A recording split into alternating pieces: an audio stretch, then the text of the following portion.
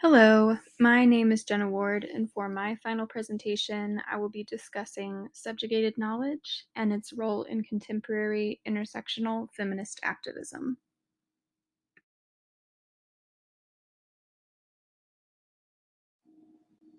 My presentation stems from questions I have pondered throughout the semester, and I will thread materials from multiple units in class to critique where intersectionality has been couched in contemporary feminism, and how subjugated knowledge tends not to be amplified to its fullest potential in contemporary feminist activism.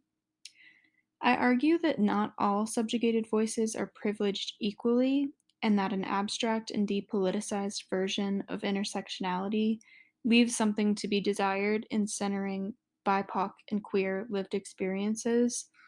Furthermore, BIPOC and queer women are not amplified as producers of knowledge and are often silenced or omitted from feminist projects that should center their lived experiences. I want to engage the question: if social policy affects individuals with degrees of variance, how can feminists utilize situated knowledge that acknowledges difference while forwarding collective goals?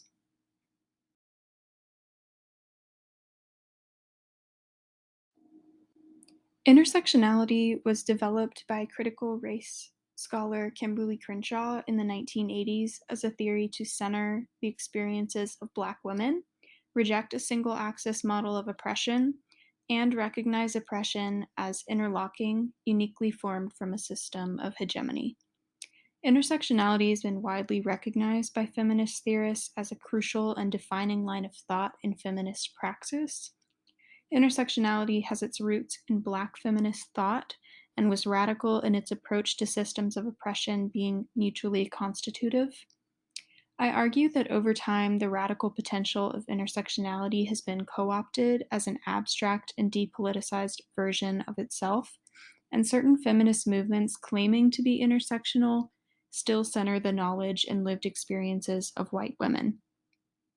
Intersectionality has diverged from its original intent to articulate the ways in which oppression creates unique lived experiences for marginalized people, more specifically, Black women. Within feminist activist groups, forces of hegemony and determination of what constitutes, quote, rational and, quote, irrational knowledge are still at play. Historically, white women have been valued as knowledge producers in feminist organizations, while BIPOC and queer women are not only pushed to the margins, but are publicly contested much more. American myths, such as being post racial, pose a significant threat to contemporary feminists as they dilute the radical potential of true intersectional activism.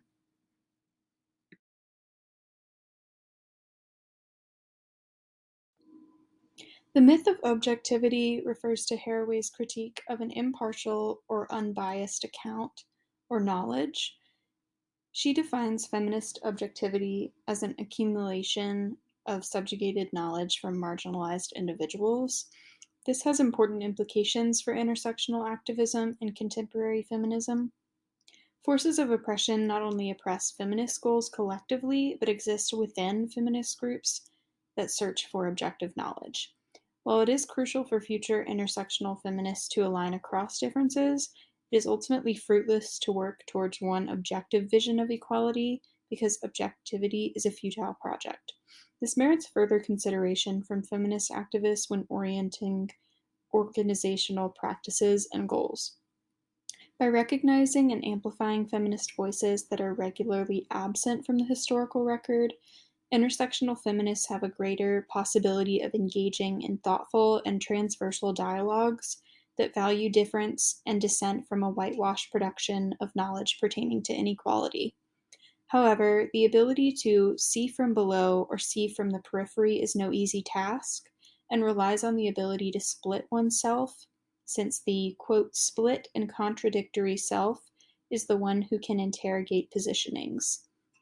My critique of this piece: I question how effectively people who are not marginalized in a particular regard can understand knowledge from that periphery. People with periphery or subjugated knowledge may feel coerced to assimilate their experiences into broader contemporary feminist movements, which also makes me consider how intersectional feminist movements can have clear and defined goals while still acknowledging differences and dissent.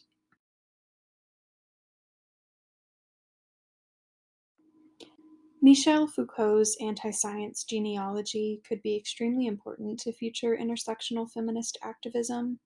Foucault made an important observation that political activism tended to flourish more without the influence of one all encompassing school of thought.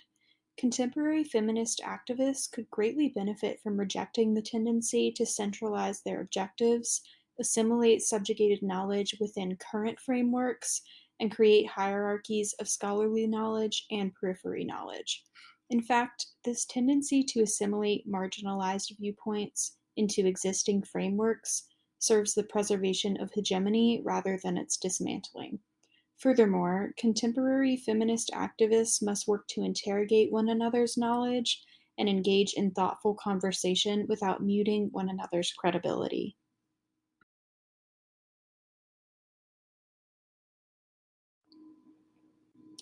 Moving forward, feminist organizations need to push back against oppressive regimes externally while continuously interrogating their own positions. There needs to be a greater push by contemporary intersectional feminists to reject an objective vision of how social policy impacts individuals across margins. Feminist movements that aim to be intersectional and inclusive are not exempt from perpetrating harm to marginalized individuals. Feminist activist movements must be more critically interrogative of power dynamics at play within their own organizations to reaffirm intersectionality's radical potential.